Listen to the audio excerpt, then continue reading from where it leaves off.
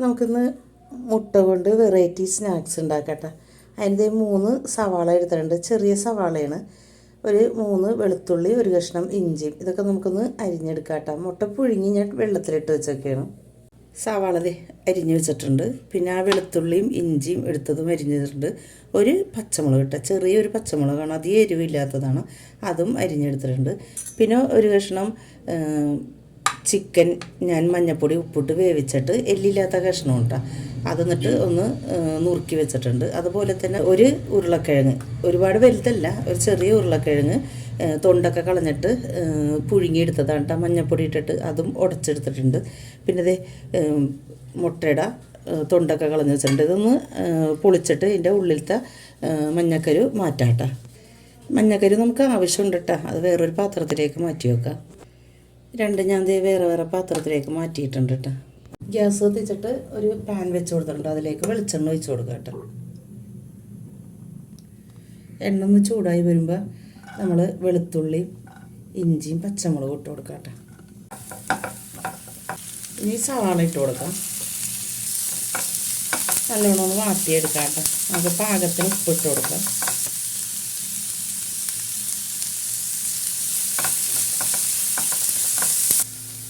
നേരിയതായിട്ട് വേണം കേട്ടോ സവാള അരിയാനായിട്ട്. ഞാനത് അരിഞ്ഞ് വെച്ചപ്പോൾ പറയണമെന്ന് ഓർത്ത് വിട്ടുപോയി. നല്ലോണം നേരിയതായിട്ട് കനം കുറച്ച് അരിയണം കേട്ടോ. നമുക്കിനി ഇതിലേക്ക് പൊടികൾ ഇട്ട് കൊടുക്കാം കേട്ടോ. 1/2 ടീസ്പൂൺ മസാലപ്പൊടി, 1/4 ടീസ്പൂൺ മഞ്ഞൾപ്പൊടി, 1/4 ടീസ്പൂൺ എരിവുള്ള മുളക് പൊടി, 1/4 ടീസ്പൂൺ കാശ്മീരി മുളക് പൊടി, വലിയ ജീരകം പൊടിച്ചത് ഒരു 1/4 ടീസ്പൂൺ. പൊടികളുടെയൊക്കെ പച്ചമണം മാറുന്നവരെ വഴറ്റി കൊടുക്കാം. പച്ചമണം മാറുന്നവരെ വഴറ്റി കൊടുത്തിട്ടുണ്ട് കേട്ടോ. 1/2 ഗ്ലാസ് വെള്ളം കൊടുത്തിട്ടുണ്ട്. ചെറിയ ഗ്ലാസ്സിലാണ് കേട്ടോ.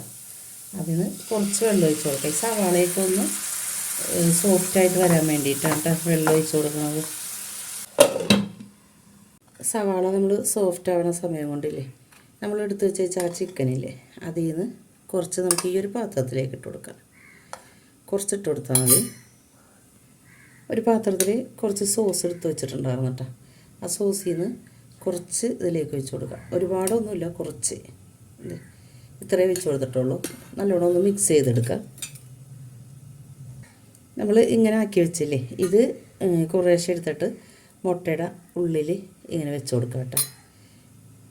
ഇങ്ങനെ വെച്ച് കൊടുക്കുക. ഒരുപാടൊന്നും നിറച്ചൊന്നും വെക്കണ്ട, ഇത്രയും അങ്ങനെ എല്ലാത്തിനും വെച്ച് കൊടുക്കാം കേട്ടോ. എല്ലാത്തിലും ഞാൻ വെച്ച് കൊടുത്തിട്ടുണ്ട് കേട്ടോ. ലോ ഫ്ലെയിമിൽ വെച്ച് കൊടുത്തതാണ് കേട്ടോ. നമുക്കിതൊന്ന് തുറന്നിട്ട് ഒന്ന് മിക്സ് ചെയ്ത് കൊടുക്കാം. ആ വെള്ളമൊക്കെ വറ്റി വന്നിട്ടുണ്ട്.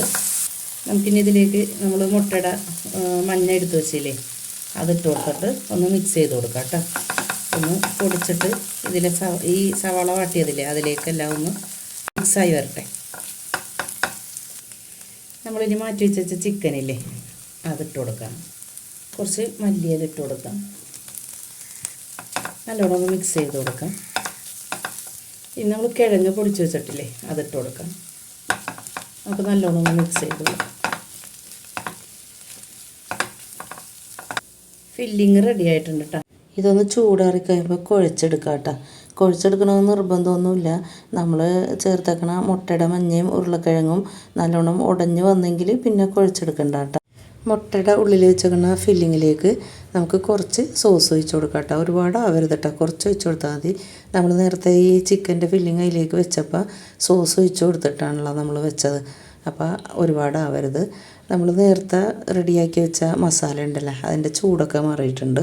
അതിൽ നിന്ന് കുറച്ചെടുക്കുക. ഇത്രയും എടുത്തിട്ടുണ്ട്.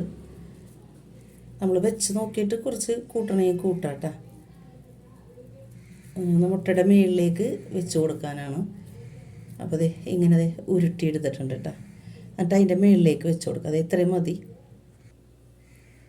ഒരു മുട്ടയുടെ ഫില്ലിങ് ഉള്ളിൽ വെച്ചിട്ടുണ്ടല്ലോ, അതിൻ്റെ മുകളിൽ ഇങ്ങനെ വെച്ച് കൊടുക്കുക. എന്നിട്ട് പതുക്കനെ നമുക്കൊന്ന് ഈ മുട്ടയുടെ ഷേപ്പിൽ തന്നെ ഒന്ന് പരത്തിയെടുക്കാം കേട്ടോ. ഇങ്ങനെ ഒരുപാട് ഇതാക്കണ്ട, പരത്തണ്ട. ഈ മുട്ടയുടെ ഷേപ്പിൽ തന്നെ ഒന്ന് പരത്തിയെടുത്താൽ മതി. ഇതുപോലെ എൻ്റെ മുട്ടയുടെ എല്ലായിടത്തേക്കും ആകണ രീതിയിൽ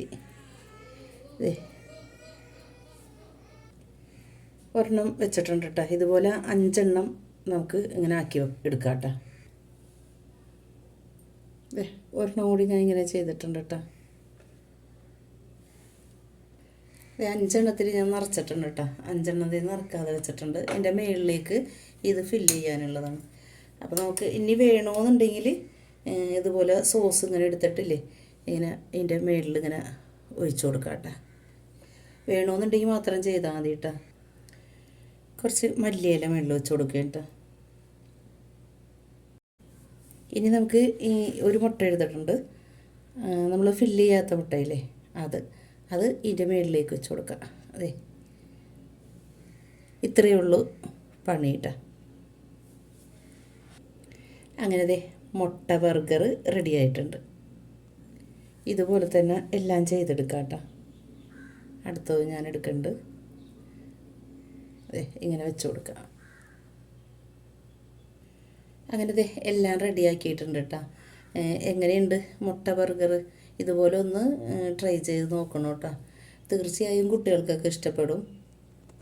എൻ്റെ വീഡിയോ ആദ്യമായിട്ട് കാണുന്ന കൂട്ടുകാരുണ്ടെങ്കിൽ ഒന്ന് സബ്സ്ക്രൈബ് ചെയ്യണം കേട്ടോ. തൊട്ട് കാണുന്ന ബെല്ലൈക്കൻ ഞെക്കിയാലേ ഞാനിടുന്ന വീഡിയോയുടെ നോട്ടിഫിക്കേഷൻ വരുള്ളൂ. നിങ്ങൾക്ക് ഈ വീഡിയോ ഇഷ്ടപ്പെടുകയാണെങ്കിൽ ഫാമിലിക്കും ഫ്രണ്ട്സിനും ഒന്ന് ഷെയർ ചെയ്ത് കൊടുത്തേക്കണം കേട്ടോ. മുട്ടയുടെ നടുവിൽ വെച്ചേക്കണ ഫില്ലിങ് ഫ്രൈ ചെയ്യാതെ ഇട്ട് വെച്ചേക്കണം. നിങ്ങൾക്കിത് ഫ്രൈ ചെയ്യണമെങ്കിൽ അങ്ങനെയും ചെയ്യാം കേട്ടോ. ആ സമയം കൊണ്ട് ചായ റെഡിയാക്കുന്നുണ്ട് കേട്ടോ. ചായ കപ്പിലേക്ക് അരിച്ചെടുത്തിട്ടുണ്ട്. നമുക്ക് ഗ്ലാസ്സിലേക്ക് ഒഴിച്ചു കൊടുക്കാം. അങ്ങനെ മുട്ട ബർഗർ റെഡി ആയിട്ടുണ്ട്. നിങ്ങളത് തീർച്ചയായും ട്രൈ ചെയ്ത് നോക്കണം.